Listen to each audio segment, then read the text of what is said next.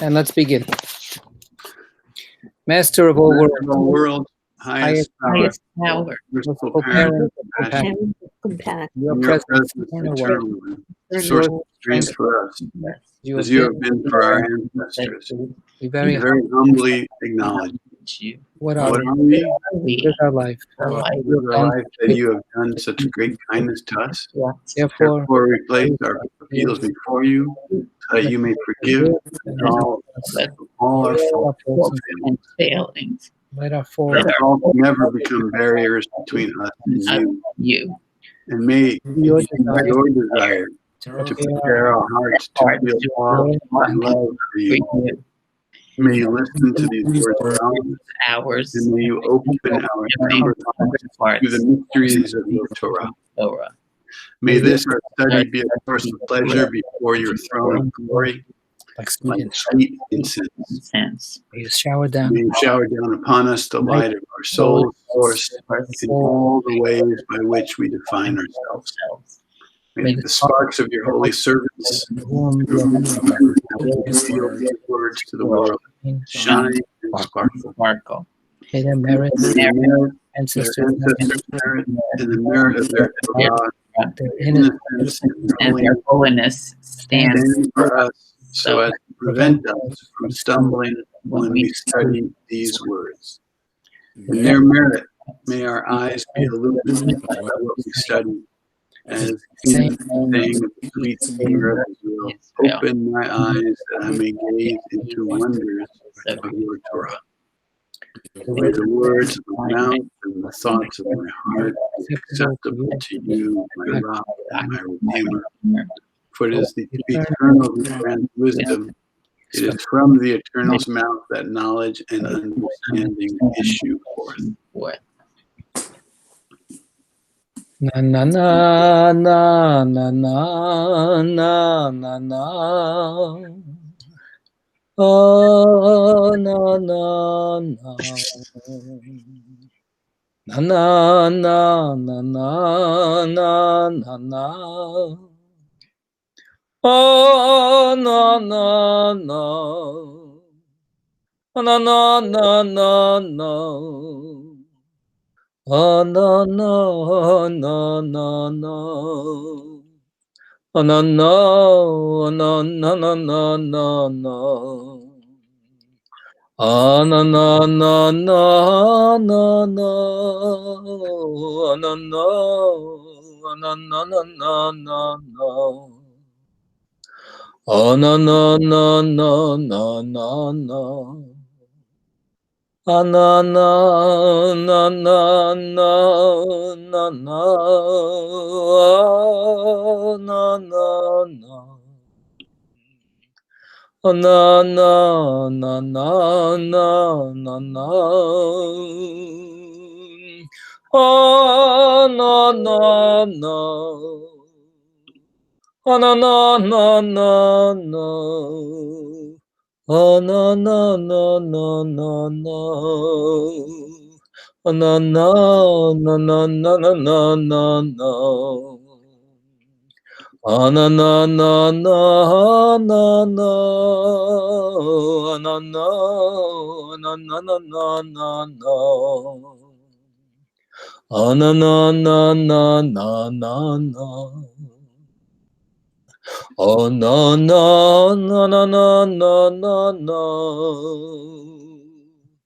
Oh no no no no no no no no no no no no no.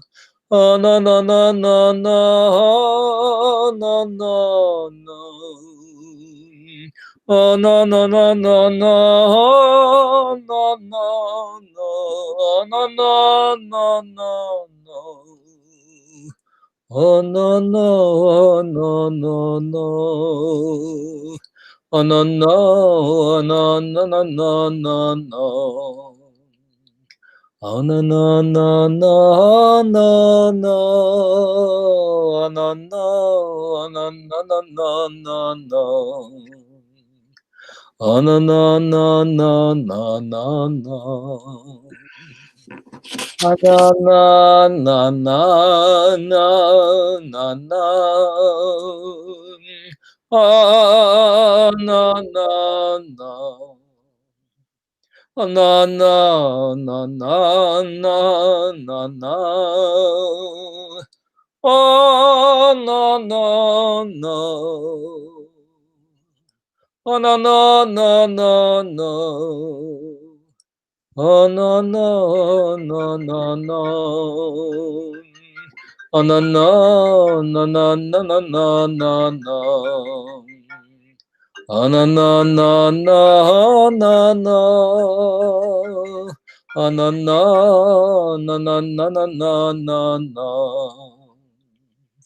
Oh no no no no no no no.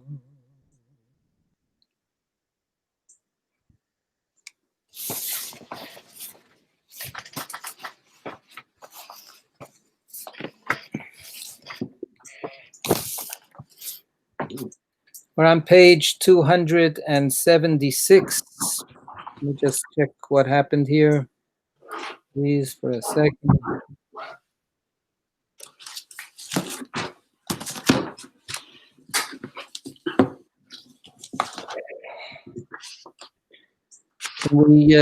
How about everybody just looks for a second at this text? We're starting with this paragraph at the last paragraph on page 276. Let's make believe we're in like a Christian Science reading room. Everybody's very quiet, reading to yourselves. Let me just take this call for a second. I'm sorry.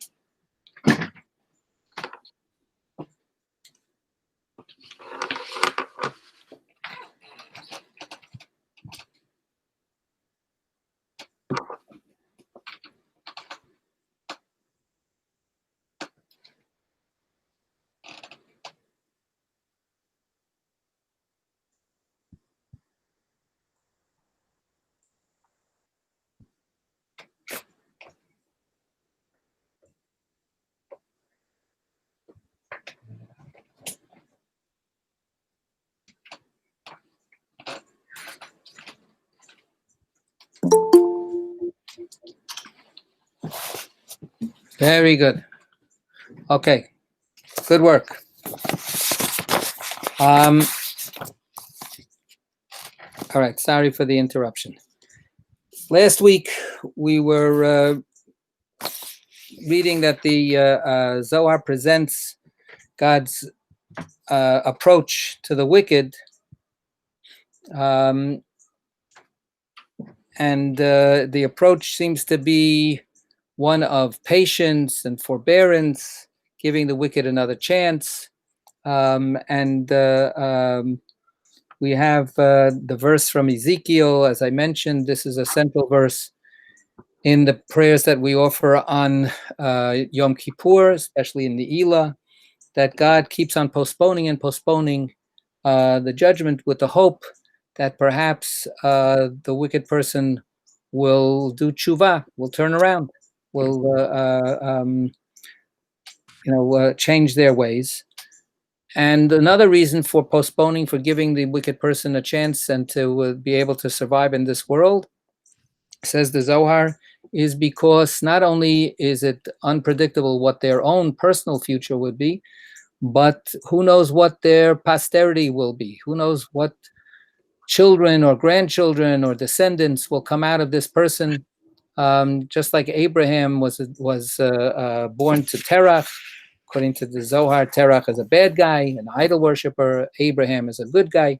We've had other examples. So therefore, the possibility of goodness is always there, and therefore God never gives up. So this is the message that the Zohar has with regard to God and the wicked. In Rosh Hashanah and Yom Kippur, we say V'ad Yom Moto Techakelo, right? And you will wait for the human being. God is the one waiting. God will wait for the human being till the day of their death. Im Yashuv Miyad Tekablo. And if that person will return, will repent, then immediately, no postponing, no waiting, you will immediately accept that person back into your good graces and your love. So this is the idea of the wicked. Now, what we have is that the Zohar contrasts that with God's approach to the righteous. And if we turn back to 275, this is in relation to the opening verse of Rabbi Yehuda, right? Rabbi Yehuda opened that the Eternal tests the righteous. Right? So that's what we're going to get to now. The however. Who be our reader for this evening, please? Beryl, okay. Gerald and Beryl beat you to it. Go ahead. So you want to start on 275 at Rabbi Yehuda? 276, however. 276, however. However, the Blessed Holy One always deals strictly with the righteous in all that they do, because he knows they will not stray right or left. So he tests them, not for his own sake, since he knows their impulse and the strength of their faith, but rather for their sake to elevate them. For their sake, right? Not for God's own sake, but for their sake. As he did with Abraham, for it is written, God, Nisa, tested Abraham. What does Nisa mean? As is said, raise, Nes, a banner. Lift up, Nes, a banner. He raised his banner throughout the world, although this has already been explained. For the Blessed Holy One raised Abraham's banner in the eyes of all, as is written, Nisa, he elevated Abraham. Similarly, to raise the banner of the righteous, the Blessed Holy One tests them, elevating them throughout the world. Okay. So the point that the Zohar is making here comes into the general field that's called theodicy, which is to try to justify God's behavior in this world. So the previous paragraph is also part of this. Why the good people, why the bad people flourish in this world? The answer is God is biding God's time. God is giving them a little extra time to repent and so on. That's the previous paragraph. And now in this paragraph, what the Zohar says is that actually God purposely always deals strictly with the righteous in all they do. So this is an idea that God's expectation of the righteous is without forbearance, without patience, but rather with a very high demand, a high standard. And the idea is that the righteous, as righteous people, must be answerable for everything that they do. Sometimes we have people explaining that sometimes to their kids, their students, or whatever it is. How come you didn't yell at so-and-so? Why are you yelling at me? I'm yelling at you because you should know better. I'm yelling at you because I have greater expectations from you than I have from that other person. That other person still has plenty of things to work on, but I thought that you were at a different place, and why are you doing X, Y, or Z? So that's a little bit of what the Zohar is saying here. That God has that kind of expectation. And then it says, because God knows they will not stray right or left. So this is another piece of this, that because God has faith in the righteous, God knows that if God deals harshly with them, they won't turn away from God. They won't get back at God by saying, oh yeah, if that's the way you're treating me, so what do I need you for? And rebel against God or reject God. They won't stray right or left. So God can, so to speak, get away with being the tough lover, right? With engaging in tough love for the righteous. So he tests them. And now we have, again, answering implicit questions. What does that mean, God tests them? God wants to see whether they'll pass the test or not. God knows everything. So what kind of test are we talking about? What's the point? So not for his own sake. So no, God is not doing this to be able to find out new information or be able to feel better about the fact that the righteous have passed the test. No, God knows their impulse and the strength of their faith. So there's no point in the test being administered. God knows already the results. God knows that you're an A student without the test. Rather, for their sake. Right? The whole point of the trials and tribulations and the testing that goes on with the righteous is for them. God is doing this for their sake, to elevate them, to raise them up. So what that means exactly, how does the test actually raise them up? We need to understand a little bit better. Let's see the example. So, what number do you want? So the example is the rest of the text. David sent in a chat question that the word nisa should be written with a sin, not with a samach. We'll get to that in a minute. But we have the verse from the introduction to the Akedah story, where when God commands Abraham to take his only beloved son and offer him as an offering to God, the introduction of that story is the narrator says, "Oh, and it's only a test. It's a test. V'ha'elokim nisa et Avraham." So there's an editorial introduction that frames the story, that we should understand that this whole command is a test. So that's the word nisa, past tense. A test is a nisayon, and this is what God is doing to this righteous person, to Abraham. But now the Zohar plays on the word and says that the word nes, which means miracle or banner, and can be in that word nisa, right? The word nisa means to test, to experiment with, but says the Zohar, but it also relates to the word nes, and the word nes is a banner. Harimu nes l'neged ami. So the verse says, lift up a banner for the sake of my people. So that's how they get the word lifting up. The word lifting up is then a kind of by extension, a punning.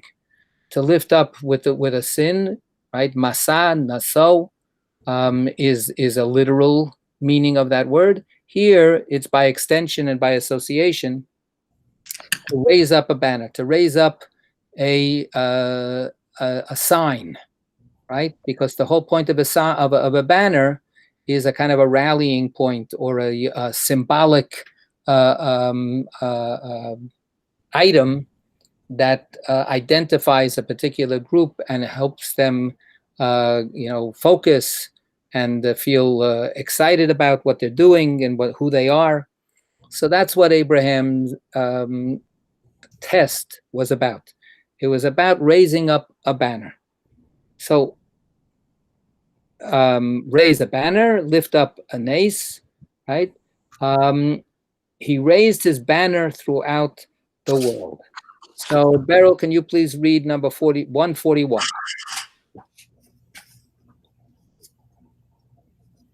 Gad, Nisa, tested Abraham, Nes, Abana. It came to pass after these things that God, Nisa, tested Abraham by commanding him to sacrifice Isaac. It is written, "You have given Ness a banner to those in awe of you." Lehitnoseis, to be unfurled, trial upon trial, elevation upon elevation, to test them in the world, to elevate them in the world like a ship's banner. Right, like raising up the flag.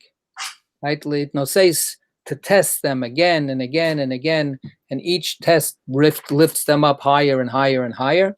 The Midrash says that Abraham was tested 10 times. So each of them raising up Abraham more and more and more. What does it mean here? He raised his banner throughout the world.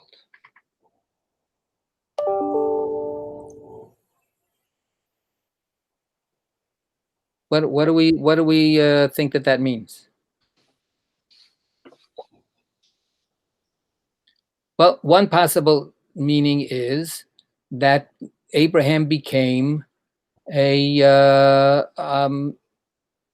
a noted, exemplary person.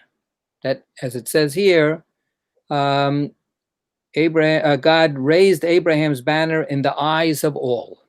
Everybody was impressed by Abraham. Abraham became a model. Abraham became an ideal that other people could then emulate or strive to be like. So the raising of the banner is that Abraham becomes a rallying cry, a rallying point for other people to try to be like Abraham. That's possibly one of the ways that we think about Abraham's merit for us, right? Not just that God have compassion on us because we are Abraham's children, but Abraham showed us the way. Abraham became the banner that we follow, right? We follow that flag. But the meaning that we're going to have explicated in the text that I sent you takes us in another direction, takes us somewhere else. So I'm going to ask if you have that text that we turn to it. I hope you have it available. I don't have it. I can run and get my iPad. It's probably on there. Okay, so if you can get that. But if you want, it's probably. I'm going to give a few words of introduction. Okay. How long? So go. Probably better to let someone else read it. Okay. So first of all, I just want to say something which hopefully is understood already, which is the opinions voiced in this essay reflect the opinions of the author of the essay and not the publishers. Okay, this is a teaching by Rabbi Chaim Vital, and I think it's of interest. And I don't want to present it as, and here's the truth, and here's the way we finally solve all the problems and answer all the questions as he actually presents it. He's going to say, and the way I'm going to say these things now will make everybody feel a lot better and answer all the questions. However, I do feel that it's worth studying, and it's worth encountering and grappling with. A word or two about Rabbi Chaim Vital. Rabbi Chaim Vital was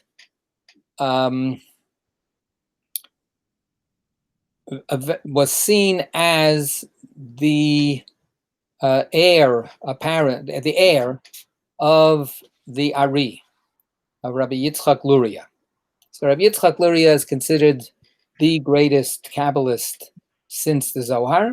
Right? If the Zohar is in the end of the 13th century in Spain, Rabbi Yitzchak Luria came from Egypt and came to Safed in Israel, and he died if somebody, let's please do a muting for a second, please.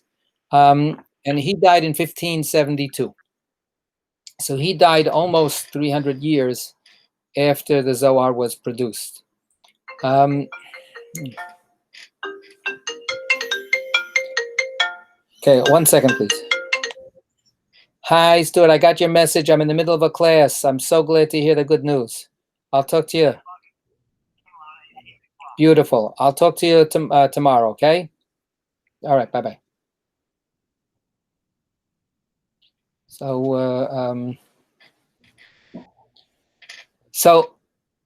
And he created a circle around him, and he created what's called the Lurianic Kabbalah, which took over the world, and is considered basically the established Kabbalah ever since. And it has certain features that were made famous in his very, very elaborate, complicated, very rich system that was promulgated most successfully by Chaim Vital. Chaim Vital was his student, and Chaim Vital was a prolific author. And what we have mostly of Lurianic Kabbalah is not from Luria himself, but as presented by Chaim Vital. So Chaim Vital lived into whatever it is, 1600 or so. And he ended up going to Damascus or something like that. I forgot already where he ended up being. He left Israel. And there were other students in the circle of the Ari of Rabbi Yitzchak Luria, but he succeeded in establishing his writings as the most important ones. So this comes from his comments on the Zohar, and they're included in a book called Or HaChama, right, the light of the sun. So this is his comment on this text that we just read. So if we have Vera back, you got it? Yeah. All right, so it's back to you. The Zohar, tells us the answer to one great question. For what purpose does the blessed God need to test the righteous? After all is revealed before God. It says that this question is answered by the verse, testing the righteous, etc. That's the opening verse that we have from this whole teaching. And the matter is also regarding what you already know, that there is a question that is even greater, and that is regarding the creation of souls in this world. What was God's intention in creating the world? Didn't God already know all? So what need did God have of this? Okay, so Reb Chaim Vital takes the first question, which is also pretty much explicitly asked in the Zohar. What is God doing? What is God playing with all these righteous people and putting them through all kinds of tests? God knows all the answers already. And then Reb Chaim Vital says, but actually that question is just a sub-question of a bigger question, which is, why did God create the world to begin with? What does God need that for? If everything is in God's infinite, unlimited being, right? God as Ein Sof, then what's the point of creating this limited world? What's added by that? It's all included in the infinity to begin with. What does God need it for? Okay. And if anybody wants to say anything, just jump in. Our sages of blessed memory explained this in short by saying that there is no comparison between one who eats of his own and one who eats from others. For the souls before arriving in the world eat there, from the Blessed Holy One, without deserving such a benefit. But now they eat from their own efforts, for they work hard, on the eve of the Sabbath in this world through observing the commandments, and then they eat on Shabbat in the coming world from what they prepared in this world. Okay. So here's the analogy that is the basic foundation for this explanation and this answer. So the rabbi said, "Eino dome misha meichin be'erev Shabbat lemisha no meichin be'erev Shabbat."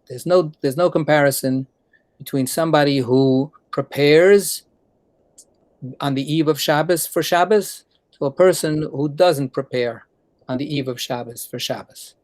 And the other quote that they have is, "Eino dome misha ochel misha lo lemisha ochel mi'achir." There's no comparison between a person who eats of his own efforts, of his own material, of his own resources, and a person who has to eat of others. When we bench the traditional Birkat Hamazon, when we offer the grace after meals in the traditional words, we say, "V'na'al tatzrichenu Hashem Elokeinu lo lidei matnat basar v'dam v'lo lidei halva'atam.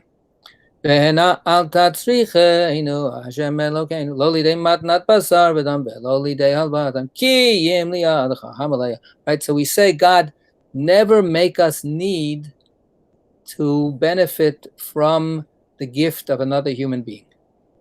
Rather, let us always be the beneficiaries of your own goodness. So that's the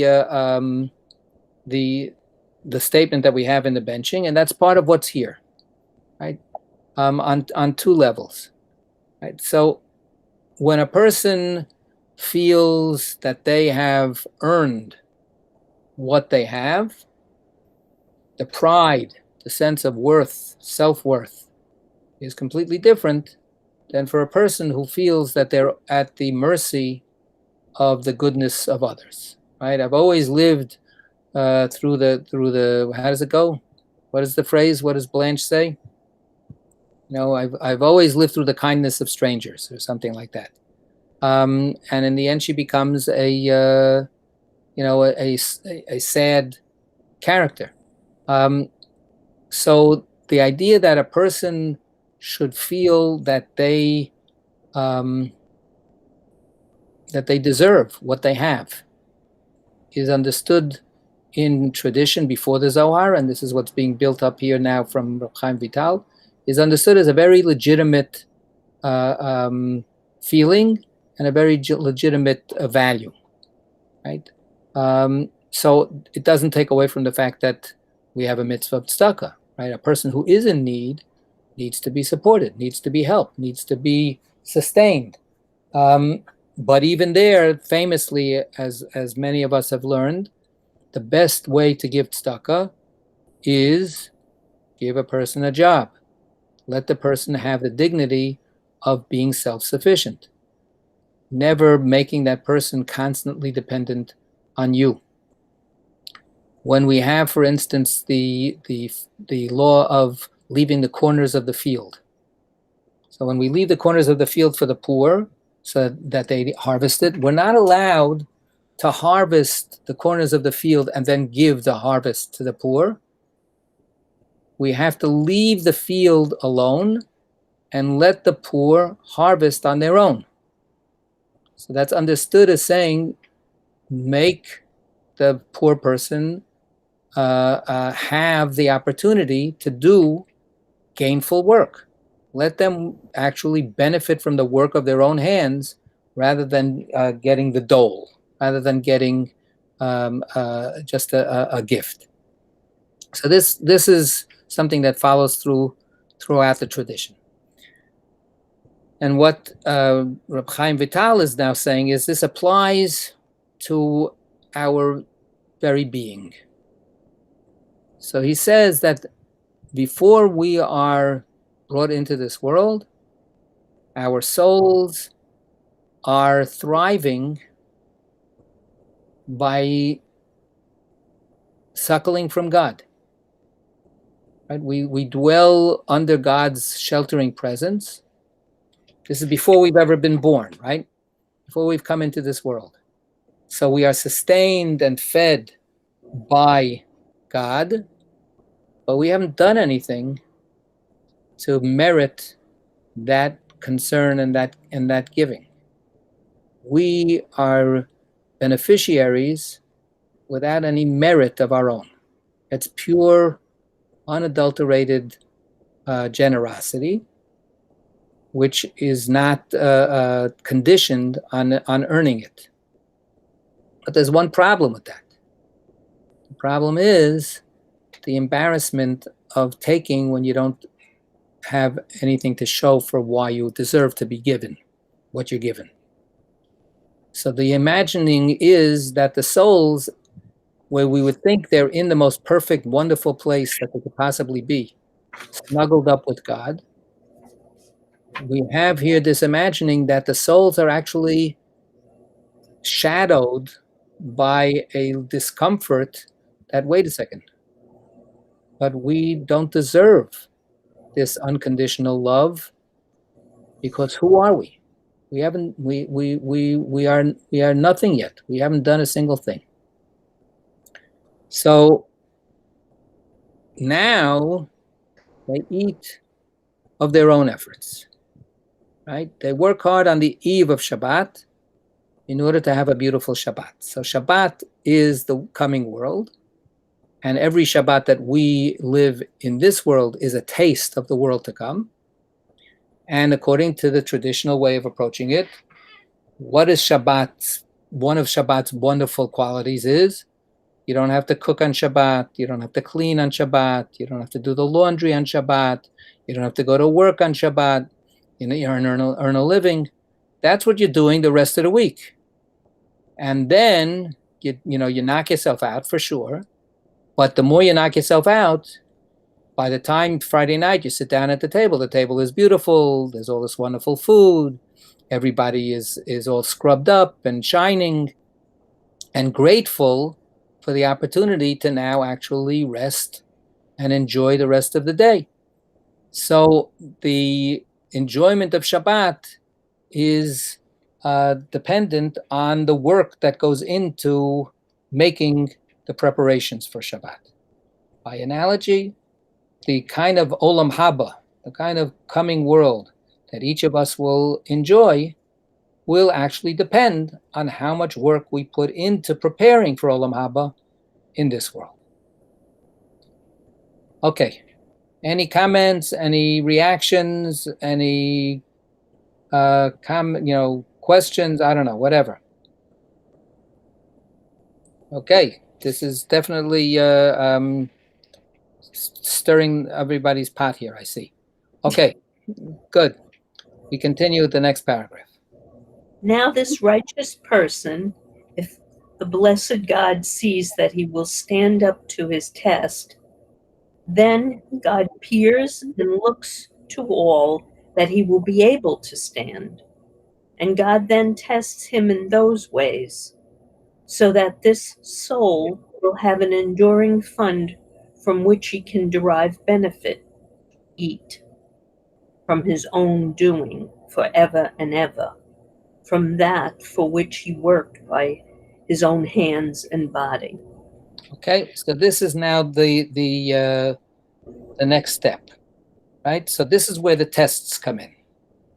According to the way the Reb Chaim Vital sets it up, God then looks at each of us in this world, and God judges, assesses what are our strengths and weaknesses, what are our capabilities, how much can we endure, how many challenges can we face. And according to this idea, God will see how much you can stand, how much stress, how much tension, what kind of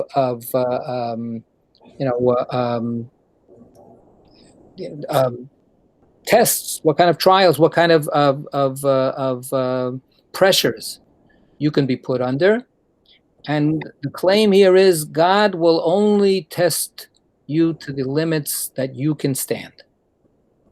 This is his claim, because the purpose of the test is for you to work harder and harder and harder, to exert yourself to your utmost, Okay, doing that in this world, what do you end up creating?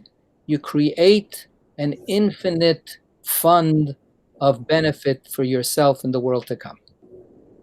So that's the other part here, which we have to take note of. This world of finitude is a gateway to a world of infinity. And the merit that we accrue by working hard in this world, in the limited way that we work, ends up, the benefit becomes eternal and infinite. When we start the day in a traditional prayer service, not the service, the personal prayers that we recite before we ever get to shul, when we make blessings for studying Torah, then we study some Torah. And as we've noted many times, first you start with the threefold blessing. May God bless you and take care of you, and may God shine God's face upon you and be gracious to you. And then may God keep looking after you and give you peace and wholeness. So those are the words from the Torah. And then we go into the oral Torah. And the explanation that we offer for this is that there are certain things that have no measure, that have no limit. And we explain that we even talk about payah there, that nobody codified in the Torah how big a corner you're supposed to leave for the poor. But then we go into a qualitative note, and we say that every little thing that we do in this world that's a mitzvah has infinite value in the next world. Right? So there's this quantum, literally a kind of a quantum leap from this world to the next, from the finite to the infinite. And yet it's a different it's a different it's a different level of infinity if you work a little bit hard or if you work very, very hard. And the purpose of the testing is to make you work as hard as you possibly can to your very limits. This is his claim. Okay. Last time that I'm going to invite people to say anything at each point. From now on, we're just going to read until somebody wants to interrupt. Okay. In fact, on the contrary, if the blessed God were not to test him, it would be, as it were, unjust. For since it is known, as we explained, that the whole intent of creation was only for this, so that during these few years that a person lives in this world, 60 or 70, or with vigor 80 years, they may derive benefit so as to be sustained forevermore in the eternal world that is without limit or end, as is written. And the enlightened, like the stars forevermore. And it is according to how they will harvest grain and bread and food in this world that they will be able to eat of it in the coming world. And they have absolutely nothing else but this. Therefore, if the blessed God's entire intent is only that the souls be able to gather in while in this world, then why would God gather in the divine hand from testing the person whom God knows to be able to stand up to the test, so that they would have more stored away for them in the coming world? It would be, as it were, a corruption of justice if the blessed God were not to test this righteous person whom God knows to be able to stand up to his test. And it is in accord with how much they can stand to the test that God will bring them to such a test. Okay. So now we say, now he makes the counterclaim, and he says, actually, we always ask questions. Why are the righteous suffering? It's so terrible. It's unjust. He says, are you kidding? It's the opposite. If the righteous wouldn't suffer, it would be unjust, because then God would be depriving them of the extra credit points that they could earn. If God gives the righteous who are able to withstand the test the opportunity to have that extra test, then how much more they will benefit. But if God withholds that test from someone who could actually thrive with that test or meet that test, then that's unfair. then God is not being nice. God is then coddling this righteous person, and God is spoiling them and not actually letting them meet their full potential. The verse and the enlightened, that is the verse that the Zohar takes its name from, right? That the enlightened will shine like the splendor, because Zohar Arakia, like the Zohar of the firmament, right? And Vakakochavim Li'ol Meyad, and like the stars forever and ever. L'olam va'ed. So that's the verse, and what Rabbi Chaim Vital is using that is this business about forevermore, forever and ever and ever. And again, he makes this very stark contrast. We have a limited amount of time in this world, but the limited amount of time ends up translating into an eternity in the next world, in the coming world. Somehow the transformation is done, and we have whatever little amount of time that we have to work, and therefore why shouldn't we maximize it? Why shouldn't God help us maximize it? So this is actually God doing the righteous person who is able to withstand the test. God is doing that righteous person a good turn by helping them become as fully realized as possible. So when we get back to Abraham, just to clarify it, when the Zohar says Abraham is raised up, how does the phrase go here? Elevating them throughout the world, or raising a banner in the eyes of all. What Reb Chaim Vital is reading that as is raised up into the next world, not into this world. It's not about that all of a sudden the public in Abraham's town or in history sees Abraham as an exemplary model. Rather, it's that Abraham himself was able to be brought into the real world, the coming world, at the highest level that Abraham could possibly attain. So, okay. And his claim, of course, is that that's the whole point. That's the whole point. That's why we're here. We have nothing else but this. So I just also wanted, by a side thing, I tried to translate it, but there's, again, in terms of the literary style, he uses this gathering in. We're supposed to be harvesting our merits in this world, and the word there is le'asof, but to gather in is also to withhold, like to gather in one's hand so that one doesn't stretch out one's hand to give. So he says, if we're supposed to gather in our deeds and our mitzvot, then why should God stop us by gathering in God's own hand and refraining from testing the human being? Okay. And we have this idea of, as he says, as it were, because he knows that this is a funny thing to say, it would be wrong of God. God would be guilty of a crime. God would be guilty of corruption of justice. Ivut hadin. Because it wouldn't be proper for God to do that. Okay? Let's go. However, for a similar righteous person who to our eyes seems to be perfectly righteous and who, yet, does not come to be tested, this may be because the blessed God sees that were God to test them, they would not be able to stand up to the test. Therefore, God is lovingly beneficent toward them and does not test them so that they not lose their world completely.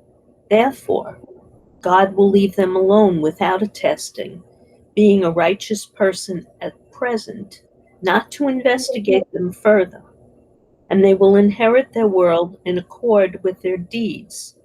But the righteous who are tested inherit double and more, all in accord with their test. So he returns back to this idea that God is being judicious, and that God will test people only if they can be tested. God doesn't mete out troubles to those who can't bear the troubles. And if a person actually lives a calm, untroubled life, which we would think is a blessing, Reb Chaim Vital now brings up this kind of paradoxical idea that it's actually because that God has Rahmanas on you. And God doesn't want to test you because God knows that you're not such a starker. You're not as righteous as you think you are. You're not as righteous as other people think you are. God is not interested in breaking your spirit. God is not interested in destroying you. God is not interested in making you fail. So if God knows that you will fail if God tested you, so God forbears. So here we get the forbearance on the other side, right? With the righteous who don't have that kind of difficult time in this world, and they think it's because God is being so impressed with them and they've earned this this good life.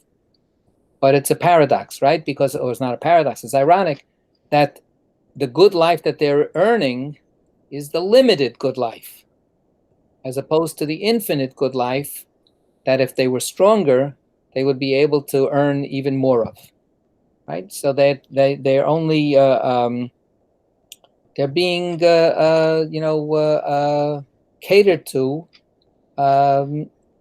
with a sense of compassion in this world, but not letting them get any more, because they would, God forbid, perhaps fail, and that wouldn't be very good. Okay, thus, the general rule that emerges is a great rule regarding trials, and many questions in regard to seeking to understand these trials are answered thereby, and the hearts of people are settled thereby, and even should they see themselves oppressed by tribulations, not only will they not be saddened and their hearts pained by them, but on the contrary, it is proper for them to give praise and thanks to the blessed God at every moment for God's great love for having brought them to this testing, so as to increase their reward in the world that is everlasting. This is what our sages of blessed memory alluded to when they said that those who rejoice in their pains are referred to by Scripture as, and those who love God shine like the sun emerging in all its power. And it is about this that Rabbi told his student, anyone who has no troubles is not from among them. The explanation is that Israel was cursed in the verse, and the people will be open to being devoured, and many evils, troubles will find it. And anyone who has no troubles would seem not to be part of Israel, not having been cursed as they were. Therefore, any person who trembles for reverence of God should rejoice a great rejoicing and give thanks and acknowledgement to the blessed God for all the troubles that befall them. And they should be sad in their heart if no troubles befall them, for this would indicate that they are not completely righteous. For not being tested by the blessed God shows their lack of righteousness, and that God knows that they will not be worthy of them, the trials. okay, QED. So what we have now is a transition from the most righteous and exemplary saintly people to talking about people, meaning the Jewish people in general. First of all, he wants to set people's hearts to rest. He wants this terrible problem to be dismissed, so that people aren't constantly asking this question and being bothered by it. And he also then says, and therefore, receive your problems, receive your trials and tribulations, accept your pain with joy. And hold on, okay. and be grateful that God is of such an opinion of you that God thinks that you can take it. And by taking that perspective that gives you the strength to say, oh, so if God knows that I can take it, then I can take it. So this is all for my good. And God has such an opinion of my strength that it's, it ends up actually empowering you to be able to take it. Yeah, Mark. Okay, so this works if you think of tribulations as one-to-one. But earlier on in the Zohar, there was a whole idea that when evil is let out in the world, it applies generally or randomly or whatever word you want to use. And this doesn't resolve that problem at all. Right. Because any general problem falls on people equally, irrespective of their merit or lack of merit or strength. Now, it may be that the rewards will be different for each person, but I'm just curious about whether this solves the problem of theodicy, which doesn't even have to be a problem, since last week we agreed that evil flows from God. So unless you think that evil has to turn into good, which seems to be what this movement is trying to do, then the problem either doesn't exist or doesn't get solved. I'm not sure I'm putting this right, but I don't want to spend too much time trying to elaborate it, unless you want me to try. Well, let's go back and forth and we'll see where we go. I think that this, you're right. This is, we've noticed this many times. The Zohar doesn't have one consistent, unified voice. It doesn't have a unified, field theory or whatever it is. It doesn't resolve all the problems in a consistent way and sticks to it. It has many voices, and it looks at different parts of the world, and then reacts to those parts and says different things that may or may not be able to be harmonized. And actually, that's one of the things that Rabbi Yitzchak Luria tried to do, was he tried to create this. If you look at in museums, they have all the scientific models that people pre-Copernican science had to keep on trying to make more and more circles and cycles and this and that, and it got very, very complicated and very beautiful when you look at it as a sculpture. All of these models of the universe are astounding. They're terrific. Unfortunately, they were wrong, but they have a certain beauty in and of themselves. I don't want to say the Zohar is wrong, but I do want to say that the Zohar keeps on attacking different parts of different problems, and sometimes comes out with different ways of doing it. And of course, here we have Reb Chaim Vital, who's not the Zohar. He's 300 years later. So this is his way of trying to make sense of a Zoharic section, which I very quickly at the beginning said, maybe the Zohar isn't even saying that. The Zohar is trying to talk about, making Abraham an exemplar for other human beings to be inspired by. So it's not getting into that whole calculus of making it all worthwhile in that sense, in that kind of calculus. But I do want to also just say that there are general problems, but there are specific problems. When the tree falls down and hits the power line and half of Montclair loses power, that's a general problem, and that hits everybody, and it's random. And it's it's part of when the Zohar talks about how when stuff happens, it happens. But then each and every one of us do have our own problems. We do have our own struggles, and we do have our own tsaros.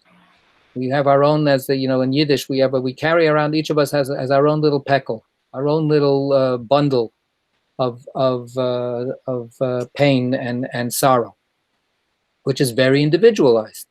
And that's I think where Chaim Vital is talking about.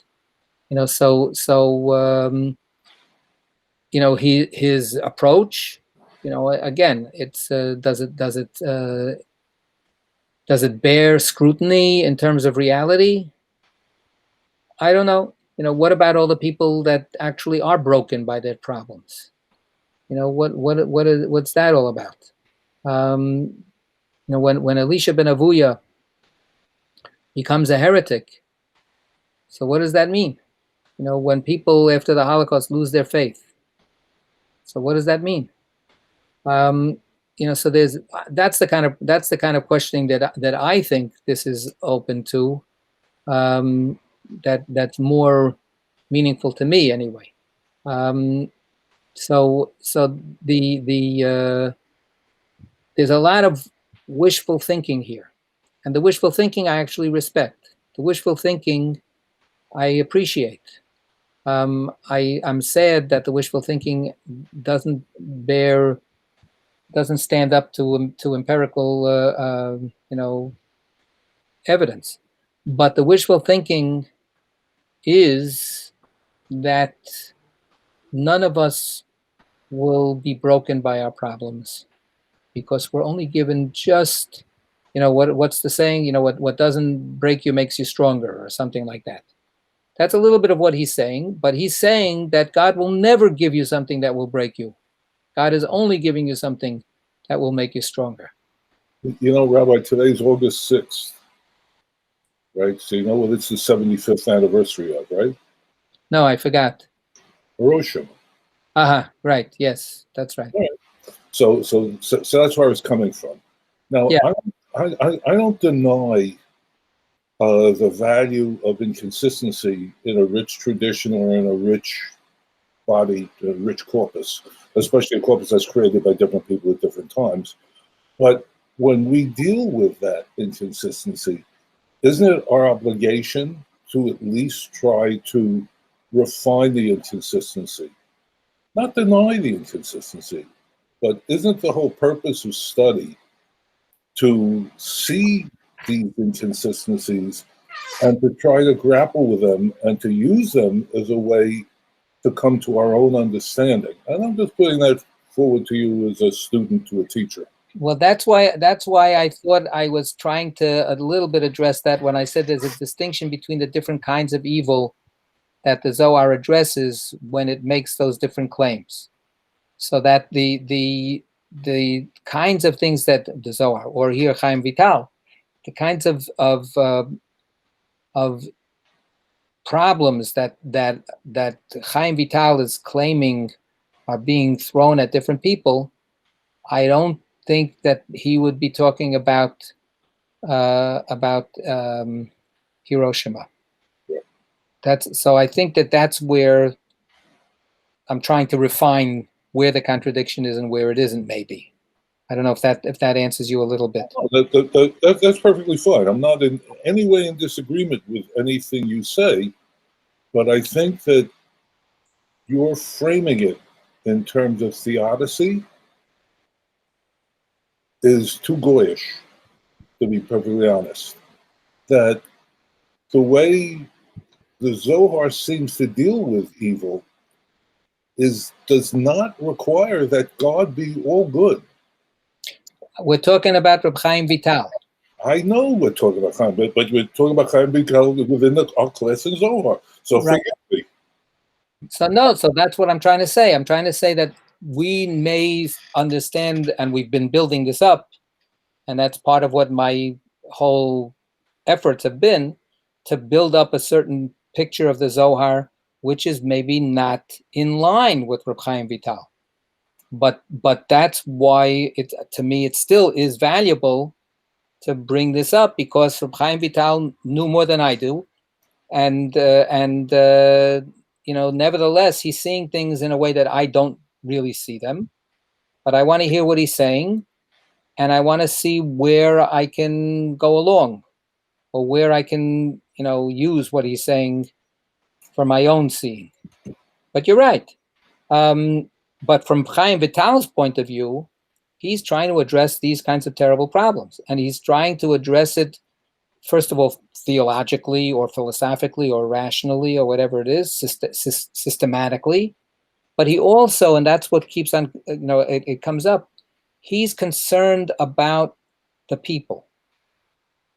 right? This is not only an esoteric, private little conversation that he's having with a select circle of mystical adepts.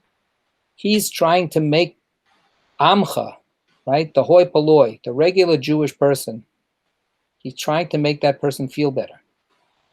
He acknowledges that at the beginning and at the end. He's walking around and he's seeing, look, this is, and he sort of says it at the end, and this is, to me, it's very striking when he says, he's talking about how wonderful suffering is, right? It's great when we get suffering. What is the word he used? We're cursed. We're a cursed people. We've been cursed with suffering. Anybody who doesn't suffer is probably not really Jewish, right? That's what he says. That's his last paragraph, right? So I mean, there's something here that's eating at him, that's not simply going to be able to be harmonized or whatever. Part of what he's trying to do here is his own kind of compassionate effort, because he's looking around and he's seeing that people are saying, what is going on here? Why? And that's, why is this undeserved suffering happening to us? And he's trying to give some kind of pastoral answer in terms of a very, I don't know what the adjective is for theodicy, but in a theodicy-ish, conversation. A generation after him, we have Shabtai Tzvi.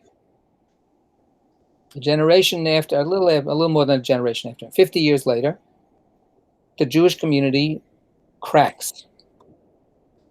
They can't take it anymore. They absolutely cannot take it anymore. And this comes back to this idea of what's a global evil and what's a personal evil, and how do we do the same? How do we reconcile between the two? But the insecurity, the poverty, the oppression, the questioning, all of this stuff is rampant, and at stake, as we see from the Shabtai Tzvi episode, is whether we maintain loyalty to God. I didn't see. Hold on a second. I wanted to see where do I find it? Here it is. It's up here. So wait. So now Seth says. So isn't this what Marx was arguing about with his dismissal of the opiate of the masses? Is it?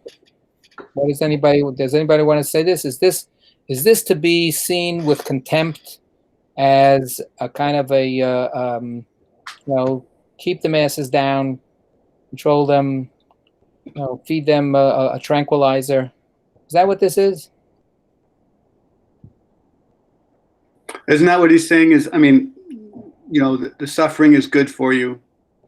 That means God loves you all that much more. Just sit down. The more you suffer, the more burden you have on your back, the more God loves you. That's like the ultimate opiate. So that's what it sounds like, right? I mean, that's certainly a major part of the message. I don't know how much. So, I mean, this goes back again. That's why I kept on asking people, you want to stop here? You want to stop here? Because he tries to build up this idea, step by step.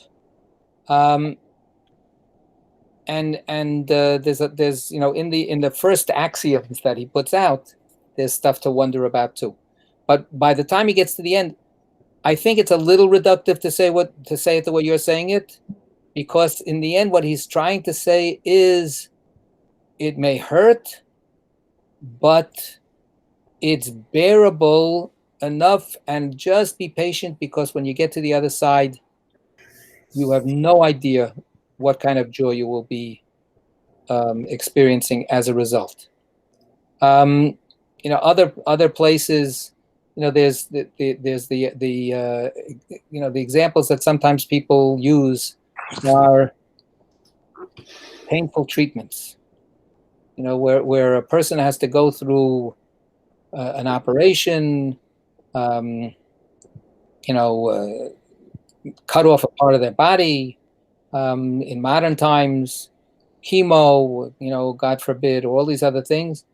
And how do people talk about it? How do people, I'm so proud of you that you're bearing up this pain. You're a hero. I'm watching in one of the families in our congregation, their child, Nebuch, has to go through excruciating treatments. But the doctors are convinced that these excruciating treatments are actually going to cure this kid of chronic problems. So, that's another analogy that comes in here, and to a certain extent, that's a little bit of what it colors what Chaim Vital is saying as well. He's saying this is all we got, but it's temporary, right? This is all we got, but you know what? You will feel fulfilled. You will feel like you are who you are because you did it. And God, now, and this is of course the hard claim, right? The operation was a success, but the patient died.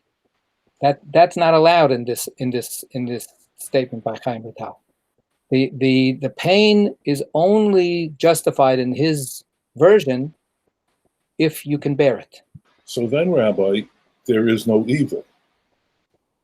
Evil is just the temporary gate to the greater good. So, the baby will be in the arms of Jesus forever and ever and ever. I think that's a more striking metaphor than Marx. And that's why I said this is very Goyish. The idea that, God is good does not seem to be something that's in the Zohar. It seems to be something that the Jews inherited from the Christians. But I don't think we inherited from the Christians. I think that we there's enough in our tradition that goes back much way before the Zohar. To give that plenty of material to work with. Yeah, but the prophets, if you go back to the prophets are full of God as just, the Old Testament deity that the Christians talk about, Where did they get it from? There's no sugarcoating in Jeremiah, and the fact that at the end of the Haftorah is, we stick in 3 or 4 sentences to make everything's come out all right. It's like a phony ending in a 1930s movie. Shame on you. Okay, enough. So, what am I going to tell you? This Torah reading that we have this Shabbat, we just did a little Torah study earlier today. So, is about the golden calf episode. So, and it's about God's forgiveness at the same time that it's about God's anger. And Moses retells the story, and we looked at it, and it's pretty amazing stuff, always. And you have you have the Old Testament fuming God who's ready to completely demolish the entire people, and then God constantly reneges.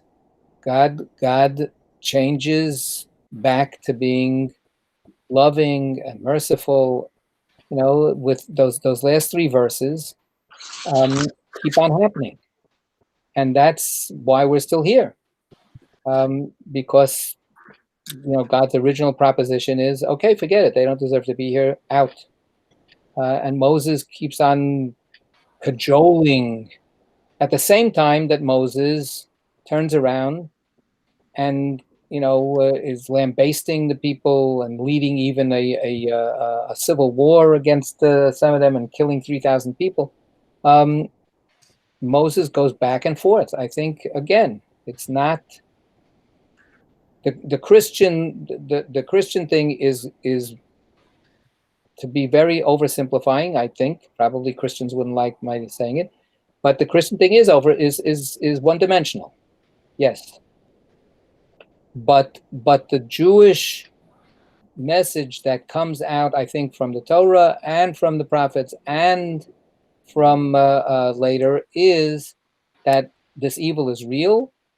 It's no denying it, that it's coming out of God too, and then good will win. That it's temporary. That it's real, but it's temporary. I think that's accurate for a lot of for a lot of Jewish voices. All right, we're over time. I wanted to come back to that image. There's a phrase. He doesn't use it here. The phrase is Nama de Kisufa. Nama de Kisufa means bread of shame, and that's what he's really dealing with. That he starts with. That's one of his original basic axioms here. That enjoying stuff without deserving it ends up actually making you feel bad. It makes you feel ashamed. That's one of his starting propositions, which then says, okay, so therefore you need to work for your joy. You need to work for your blessings. I want to come back to that maybe next time and see if we can discuss that a little bit more. All right, Yesher Koach. Till next time. Thanks, Reb.